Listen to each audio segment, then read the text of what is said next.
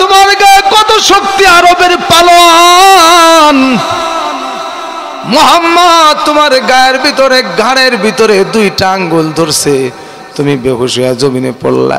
কারণ কি রে রুকানা, তোমার শক্তি গেল কই? ওই রুকানা ডাক দেওয়ালে, ভাই তোমাদের চোখে তো মুহাম্মাদের দুইটা আঙ্গুল দেখছো, কিন্তু আমি তো দেখলাম আমার ঘাড়ের উপরে উহুদ পাহাড় চাপা দিছে।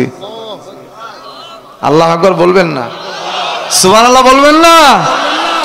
নবীজির জামানায় একজন কুস্তিগির ছিল, বড় ফাইট করতে পারে, তার নাম হলো রুকানা। এই রুকানা বড় মাইট জানে, এই জন্য সাহাবারা রুকানার কাছে নবীজিকে কখন যাইতে দেয় না, কারণ রুকানার অনেক শক্তি, নবীকে কখন আঘাত করে বসে। কাফের বেঈমান ইহুদি রুকানা। নবীজি মনে মনে ফিকির করে চিন্তা করে, আমি রুকানার বাড়িতেও যাব, আমি রুকানারে কালেমার দাওয়াত দিব। নবী সুযোগ পাইলে আবু জেহেল নবীরে জানের দুশমন মনে করে, কিন্তু সুযোগ পাইলে আবু জেহেলের ঘরে গিয়ে কালেমার দাওয়াত শুরু করে। সুবহানাল্লাহ। একদিন ফজর নামাজের পর আমার নবীজি রুকানার বাড়িতে গোপনে গোপনে হাজির হয়ে গেলেন। দরজায় টোকা দিয়ে বলে, রুকানা রে, পর কালেমা, পর জান্নাতে যাবি। রুকানা ডাক দিয়ে বলে, মুহাম্মদ আমি তো কালেমা বিশ্বাসই করি না, পড়বো না। তবে শোনো ও মুহাম্মদ, আমাকে যদি কুস্তিতে পরাজিত করতে পারো, ঠগায় দিতে পারো, তাহলে তোমার কালেমা পড়ে নিব। নবী বলে, ঠিক আছে, তো ভালো করে বুঝে বলো। বলে, ঠিক আছে। রুকানার চিন্তা হলো, আমার গায়ে যে শক্তি, মুহাম্মদকে আর আমারে পরাজিত করতে পারে। নবী বলে, কবে কখন বলো। রুকানা ডাক দেওয়ালে, ও মুহাম্মদ, আগামী শুক্রবার সকাল 10টায় তোমার সাথে অমুক মঞ্চে আমার সাথে খেলা হবে। নবীজি আমার প্রস্তুতি নিয়ে চলে গেলেন। রুকানা তো সারা শরীরের ভিতরে জয়তুনের তেল মাখাইছে, দুধ খাইছে, এরপরে শত শত ডিম খাইছে, গায়ের ভিতরে শক্তি হু হু করতেছে। আর দুই পাশ থেকে একজন হাত টিপে আর একজন পা টিপে মেসেজ করে দেয়, নবীজি ময়দানে চলে গেছে। সাহাবারা কান্দে, আমার নবী রুকানার হাতে বুঝে আজকে মার খায়। সাহাবারা কান্দে, নবী ডাক দিয়ে বলে, খবরদার তোমরা কেঁদো না, আমি দিনের কাজ করব। যদি ফাইট করার কারণে একজন মানুষ কালেমাওয়ালা হয়ে যায়, কিসের অসুবিধা? আমি মারামারি করতে অসুবিধা কি? জোরে কন্যা সুবহানাল্লাহ।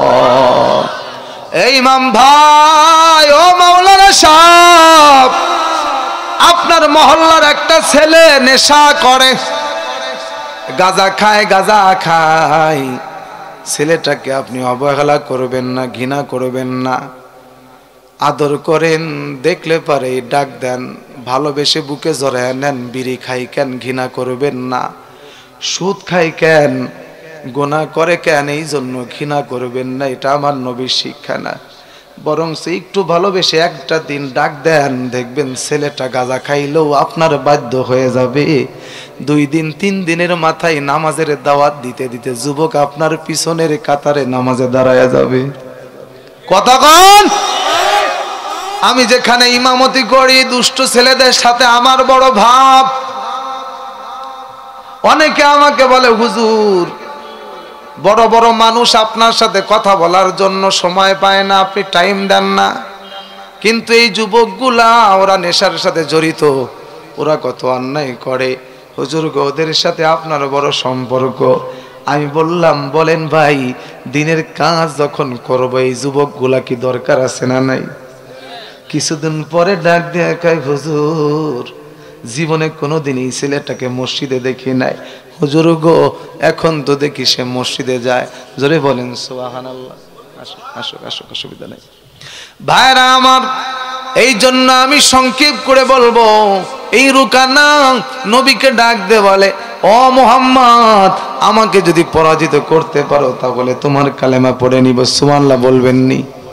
জোরে জোরে বলেন সুবহানাল্লাহ। বাইরা আমার, এমন সময় যুদ্ধ শুরু হয়ে গেল, ফাইট শুরু হয়ে গেল। মঞ্চের ভিতরে রুকানা প্রস্তুতি নিয়ে আমার নবীকে ডাক দিয়ে বলতেছে, ও মুহাম্মদ, তুমি আমাকে আঘাত করো। নবী আমার ডাক দিয়ে বলতেছেন, না রে রুকানা, না, আমি আগে আঘাত করব না, পারলে তুমি আগে আঘাত করো। আল্লাহু আকবার, জোরে কান। নবী বলে, না, মুসলমান আগে মারে না, মুসলমানকে মারলে তখন মুসলমানও ছাড়ে না। কথা কোন? বলে তুমি আগে মারো। রুকানা পজিশন নিয়ে দৌড়ে এসে নবীজির উপরে হামলা।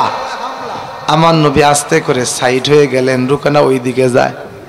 পিছন থেকে নবীজি দুইটা নখ, দুইটা আঙ্গুল দিয়া ঘেটি ধরছে, ঘাট ধরছে। রুকানার বিড়ালের বাচ্চা যেমন ছেলেরা আমাদের বাড়িতে বাচ্চারা যেমন বিড়াল ছানা যেমন ঘাট ধরে উঁচু করে আছাড় দেয়, নবীজি দুইটা নখ দিয়ে আঙ্গুল দিয়ে এরকম উঁচু করে জমিনে ফালায় দিয়েছে। রুকানা বেহুশ।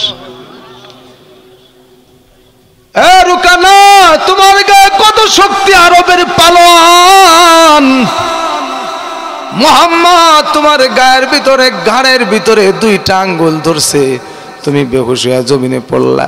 কারণ কি রে রুকানা, তোমার শক্তি গেল কই? ওই রুকানা ডাক দেওয়ালে, ভাই তোমাদের চোখে তো মুহাম্মাদের দুইটা আঙ্গুল দেখছো, কিন্তু আমি তো দেখলাম আমার ঘাড়ের উপরে উহুদ পাহাড় চাপা দিছে। আল্লাহু আকবার বলবেন না? সুবহানাল্লাহ বলবেন না?